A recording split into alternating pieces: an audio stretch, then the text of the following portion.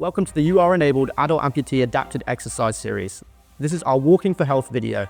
This video looks at using walking for cardiovascular exercise. Together we will test your current ability and use that as a foundation to improve cardiovascular fitness, as well as giving you the tools to help you progress. Cardiovascular endurance is important for heart and lung health. It is any activity that increases your heart rate and breathing.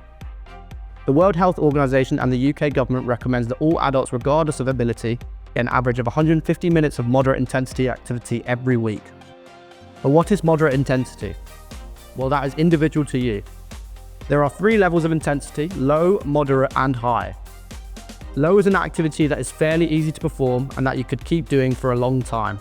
It should increase your heart rate and breathing a little, but can be performed comfortably while still being able to talk normally, and even sing, for many without breaking a sweat. For moderate intensity, the activities start to get more challenging, increasing your heart and breathing rate more than low intensity activity. You may have to speak in shorter sentences and cannot sing without taking breaths every few words. This should also induce a sweat. High intensity is challenging, taking real effort to maintain. Heartbeat and breathing are heavy, talking is challenging, and sweating is a guarantee. We asked amputees what activity they would like to do for health and cardio, and the most common answer was walking. Walking is the most common activity for adults with and without limb difference or amputation to take part in. And walking can be more or less challenging depending on your ability, whether you're starting with walking for less than a minute or Nordic walking up a hillside. The aim of the UR-enabled walking section is to first identify what your ability is now and then to build on this. Always ask your doctor if you can start a new exercise program and what is suitable for your specific conditions. Let's learn some different ways to check the intensity of your workout. These are the 3 relatively easy methods: the breathing talk test, perceived exertion, and heart rate. Let's start with breathing. Unless there are other conditions involved, most people can sit comfortably and hold a conversation with long, slow sentences like this one. Physical activity is good for your physical and mental health, whether you're working at high intensity, moderate intensity, or low intensity throughout the workout, without needing to take a breath in the middle of the sentence. This is low or no intensity activity. If you are not exerting yourself, you could even sing this line. Have a go now. Say it along with me. Physical activity is good for your physical and mental health, whether you're working at high intensity, moderate intensity, or low intensity throughout the workout. As you start to move faster, moving into moderate intensity activity, you might still be able to speak, but would need to take more breaths to sing, sounding something like this. Physical activity is good for your physical and mental health, whether you are working at high intensity, moderate intensity, or low intensity throughout the workout. This is moderate intensity activity. As you get to higher intensity activity, you'll start to have to take more breaks between words to breathe, sounding something like this. Physical activity is good for your physical and mental health. For perceived exertion, we rely on our perception of how hard we are working, where 0 is resting, no exertion. 1 to 2 are very easy or easy. You feel almost no effort, your body feels comfortable and you could keep going easily. 3 to 4 are a little hard. You notice your body working more, you might feel warmer. 5 to 6 are moderate. You feel like you're putting in a strong effort. Breathing is heavier, maybe some sweating. 7 to 9 are very hard, high intensity. This takes a lot of effort. And 10 is maximal, the hardest you can go. You couldn't maintain this for long. For heart rate, this is possible with a heart rate monitor, but you can measure it yourself. The key here is finding your pulse.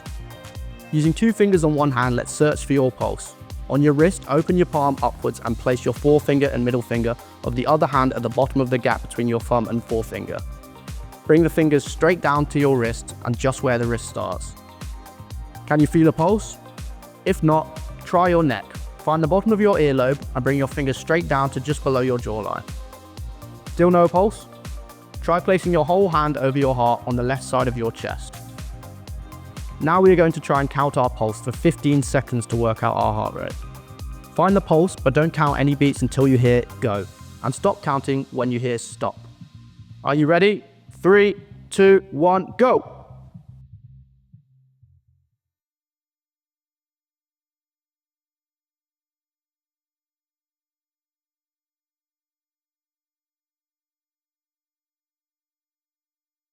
Stop. And just to give you a second chance, we're going to do it again. Ready? 3, 2, 1, go!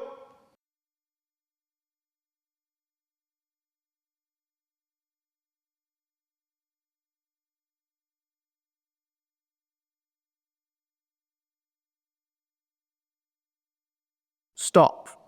If you didn't get the same count, don't worry. Measuring heart rate takes practice, or your heart rate may vary. That's okay.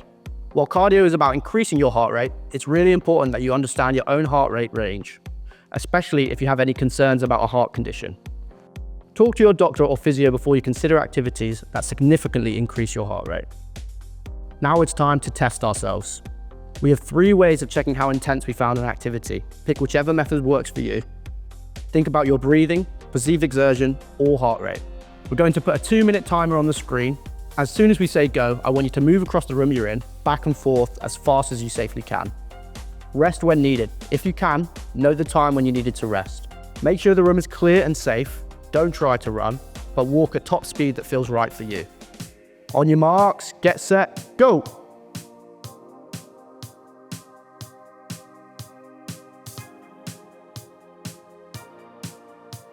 Remember to pace yourself. If 2 minutes feels long, don't burn out in the first 10 seconds.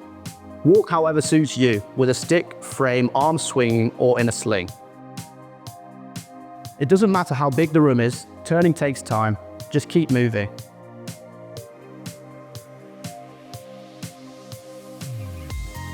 That's 30 seconds. Have you taken a rest? Can you start up again? Keep going if you can, slow down if you need to. We're working the muscles, the heart, and the lungs. Use small or large steps, walk in circles, lines, or squares, whatever works. If anything doesn't feel right, sore limbs, breathlessness, take a break and pick it up from where you left off.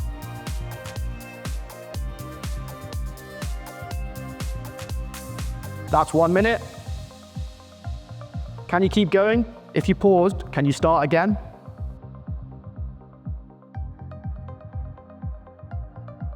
Think about where you are on the exertion scale. 0 to 10, is this easy, moderate, or hard? What about breathing? Could you sing?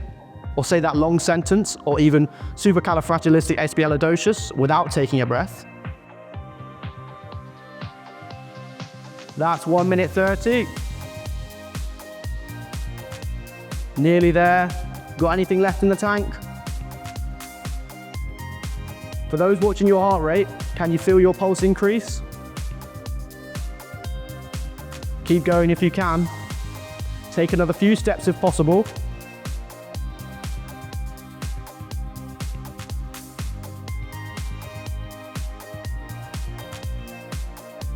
That's 2 minutes, well done. Take a break. For those checking heart rate, we'll do another 15 seconds. Ready, steady, go!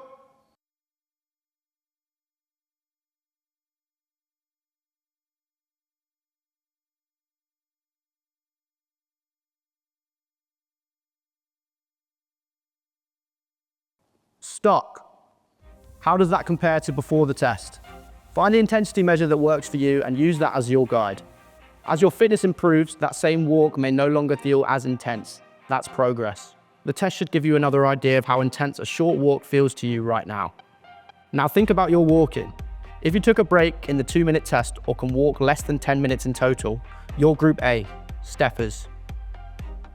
If you can walk around 10 minutes with up to 3 breaks, you're Group B, strollers.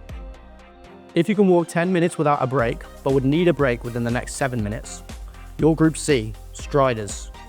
If you can walk 17 to 30 minutes with breaks, you're Group D, pacers. If you can walk 30 plus minutes without a break, you're Group E, hikers. Each group has a simple next step. Steppers and striders, A and C, increase time walking. Strollers and pacers, B and D, reduce time resting. Hikers, E, increase intensity.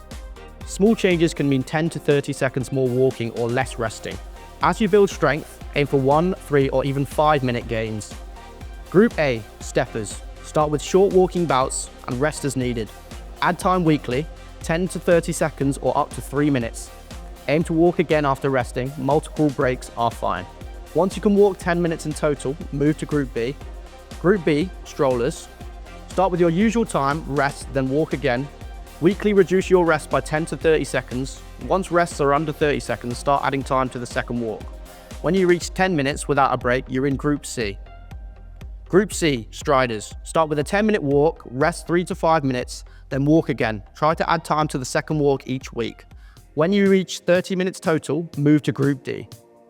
Group D, paces. Start with your longest walking stint, then break it into smaller sections with short rests. Reduce the rest time each week by 10 to 30 seconds. When you can walk 30 minutes non-stop, you're a hiker. Group E, hikers. You're walking 30 plus minutes now without a break. Now focus on intensity, walk faster, use slopes, carry light weights, work towards moderate or high intensity based on breathing, perceived effort, or heart rate. Finally, make it fun. Listen to music, walk on the spot, walk during TV, whatever helps you keep moving. Pick what works for you. Make small changes, build gradually, no need to push too hard. This is about sustainable improvement. Now, get going on your walk and let us know how you're increasing your load. Thanks for watching our Walking for Health video. If you're looking for your next workout, we'd recommend checking out one of our strength videos.